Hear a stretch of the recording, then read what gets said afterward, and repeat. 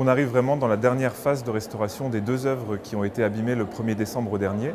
C'est un moment important pour les équipes du monument qui vont les voir dans quelques jours réintégrer leur place dans le monument, dans le parcours de visite. Et puis pour les visiteurs, c'est aussi important de voir que le génie a retrouvé un visage complet, de voir que cette œuvre qui a marqué quand même beaucoup les esprits, elle a retrouvé son visage, son intégrité. Et puis la maquette de l'arc, ici, elle est aussi très suivie par les visiteurs. Alors on a des cartels à l'entrée qui leur permettent d'expliquer ce qui se déroule sous leurs yeux. Et puis, c'est une reprise, c'est une vraie blessure qui se referme. C'est la reprise du monument tel qu'il devait être inauguré au mois de décembre dernier. Donc c'est pour nous un moment positif. On part à partir de documentation photographique qu'on nous a donné, que le CMN nous a donné, des photos de la sculpture avant l'accident, et puis des photos aussi du musée des monuments français. C'est un moulage qui est conservé donc, au musée des monuments français et qui nous permet de reconstituer les formes disparues. D'abord, on a repêché les morceaux à l'intérieur de la sculpture. Une fois qu'on avait retrouvé tous les morceaux, on les a recollés entre eux en essayant de chercher leur place.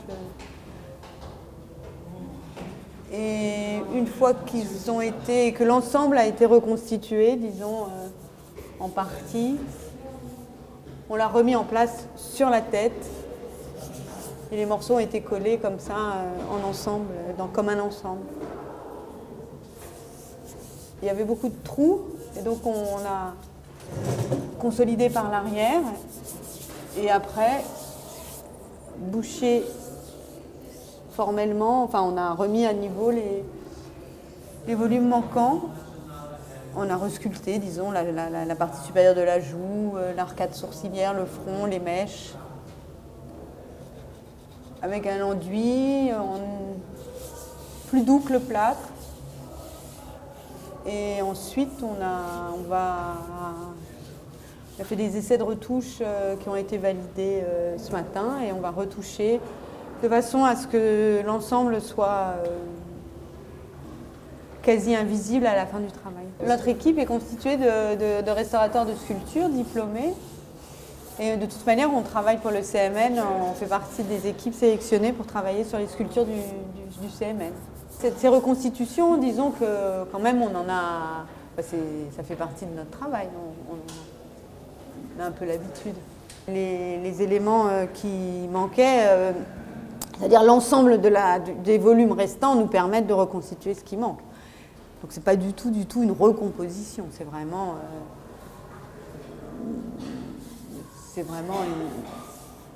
une reconstruction, disons, des volumes qui devaient être là.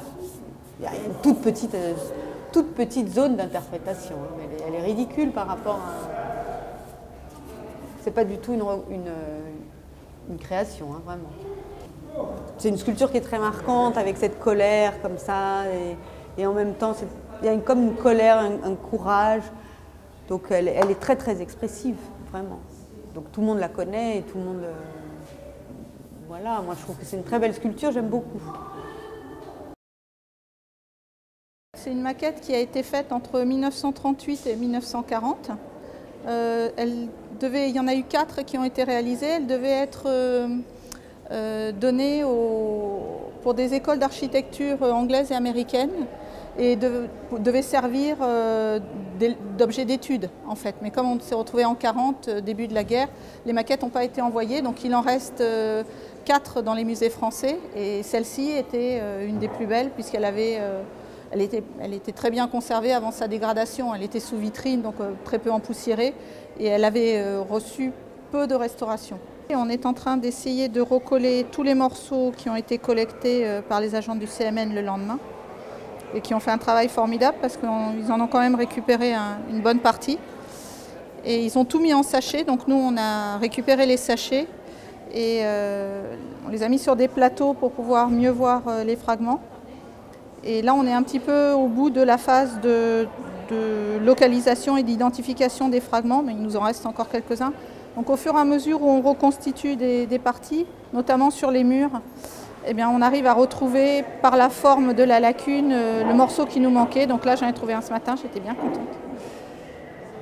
En fait, à cet endroit-là, vient se placer un élément qu'on a déjà reconstitué, que Delphine a reconstitué, qui était le départ des volontaires et qui était en une 50aine de gros fragments à peu près, plus une 30aine de tout petits fragments.